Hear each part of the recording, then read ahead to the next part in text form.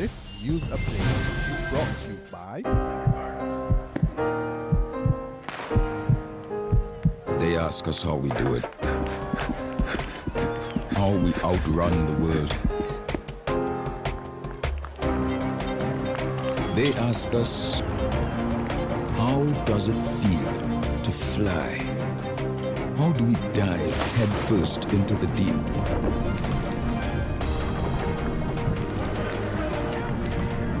And emerge victorious.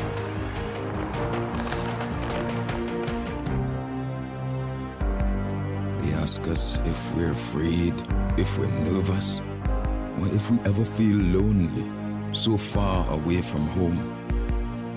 But the truth is, home is always right here with us.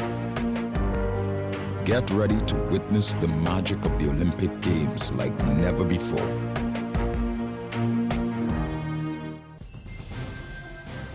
This Tuesday, August the 23rd, 2016, and this is your Barbados Today Morning News Update. I'm Emmanuel Joseph. Thanks for joining us. Topping the news at this hour, the coroner probing the death of 12-year-old Shemar Weekes yesterday ruled that there was sufficient evidence to suggest that a crime had taken place. As a result, Manila Rene has sent the case back to the police commissioner for further investigation, concluding that it was better suited to be handled by a criminal jurisdiction. Rene said in a 3-hour presentation that a coroner was normally required to rule a matter an accident, but this case did not allow for such a verdict. Shemar was found hanging at his Friarswell St. Lucie home on May the 14th last year. His death was ruled a suicide by a pathologist. However, the coroner yesterday shredded the pathologist's report, dismissing his conclusion as a fallacy and strange.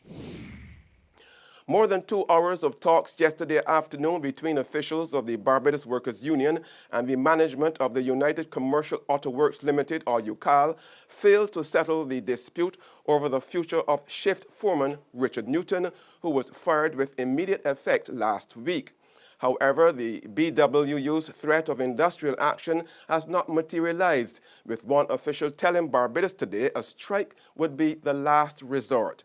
A source told Barbados Today that the two sides failed to reach agreement during yesterday's discussion at the union's headquarters at Solidarity House, and that Newton's letter of dismissal of Thursday, which was signed by Managing Director Frederick Gittins, still stood. A seemingly upset Newton left the meeting without speaking to the media.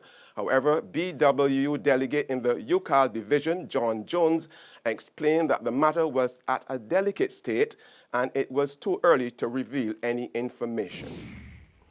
With just under 2 years to go before a general election is constitutionally due, the chances of the ruling Democratic Labour Party regaining power are looking slim, and that's according to political scientist and pollster Peter Wickham.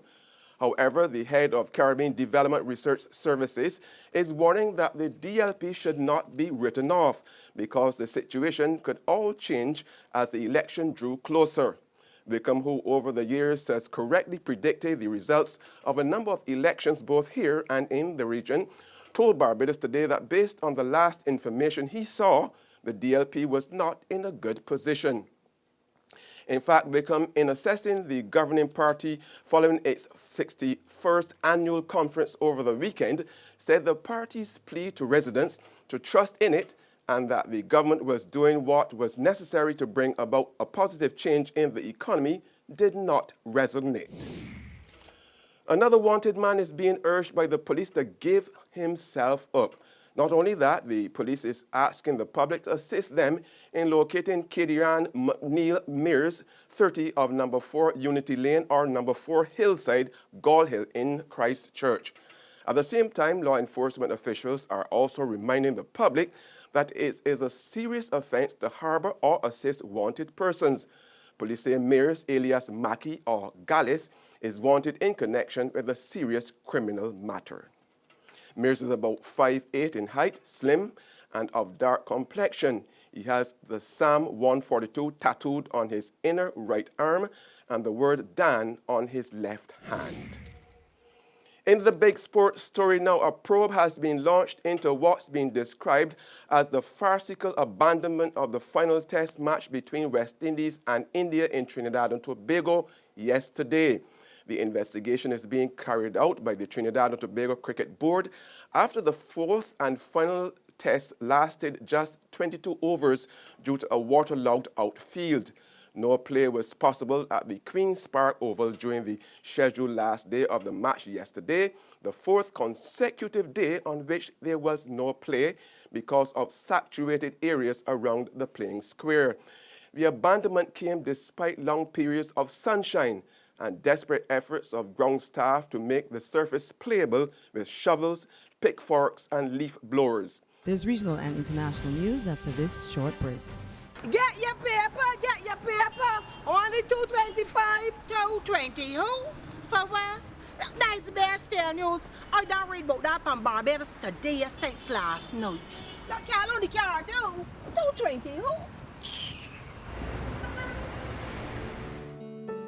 Barbados Today. News you can trust. Secure your future, be financially strong. Since 1983, we have been there for you. A smart range of products, great tax benefits.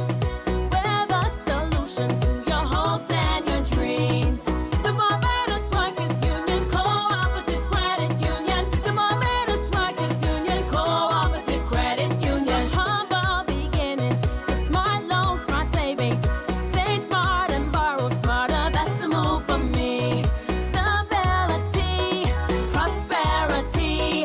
We're the solution to your hopes and your dreams. The Barbados Workers Union Cooperative Credit Union. The Barbados Workers Union Cooperative Credit Union. We're back with news from the region now. The road fatality toll in Jamaica has now surpassed the 250 mark.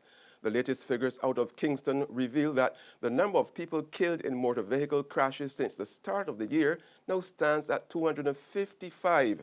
According to a release from the Ministry of Transport and Mining, this is a 5% increase over the corresponding period last year.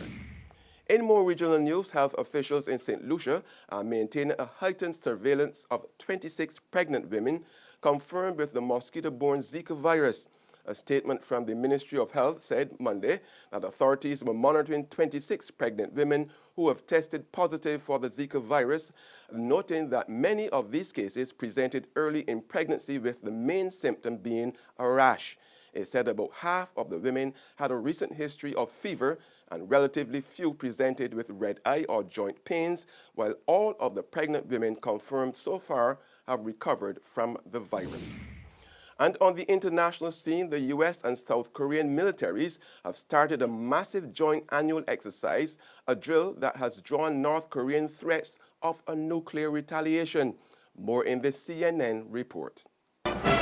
U.S. officials tell CNN that intelligence agencies are watching significant new North Korean military steps that increase the threat to the U.S. and its allies and decrease the early warning time in the event of an attack. They have been exceedingly active in demonstrating capabilities.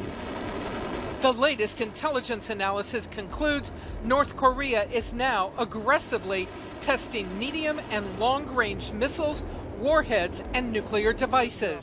And it no longer cares if the world sees its test failures. When you have this many tests, you're eventually going to get it right. That's what concerns me. Kim Jong-un is trying to demonstrate to the world that he has capability, both in terms of the nuclear test as well as ballistic missile. New satellite images reveal activity at North Korea's nuclear test site. A canopy now blocks views from spy satellites. That's news and sports, but for the very latest, visit our website at www.barbadostoday.bb. Also subscribe to our e-paper, email updates, and like us on Facebook.